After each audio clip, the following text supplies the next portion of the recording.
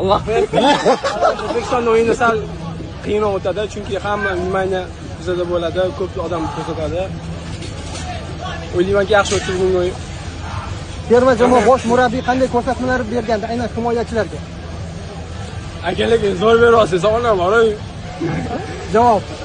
Bunaqa narsa aytilmaydi aka. Bu savolga javob berishing zo'r. Xo'p, keyingi savol. Bu yoqqa ham o'ting. Nishonlash qanday bo'ladi? 10-da. Qiynayapti. 10-da nishonlash qanday bo'ladi? Ko'ramiz. Barcha Oldinda aytib qo'yish kerak emasmi? hozir butun O'zbekiston ko'ryapti sizni. O'zbekistonlik muxlislarga, sizning muxlislaringizga fikrlaringiz.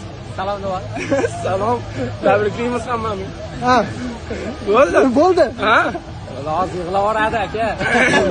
Tabriklaymiz, zo'r o'yin. Rahmat, rahmat. Abbos, Men keturaymi?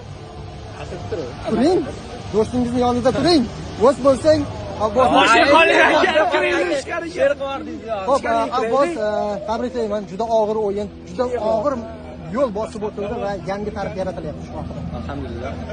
Bu g'alabaga erishdi butun xalqimiz juda ko'pdan beri kutdi. O'zbekiston futboli, O'zbekiston xalqi jahon chempionatiga chiqishga haqli edi deb o'ylayman, chunki bu ajoyib jamoa bilan chiqmasa uyat bo'lardi. Xudoga shukr, bu uddaladik. Alloh bersin. Ko'tarib olib ketdi.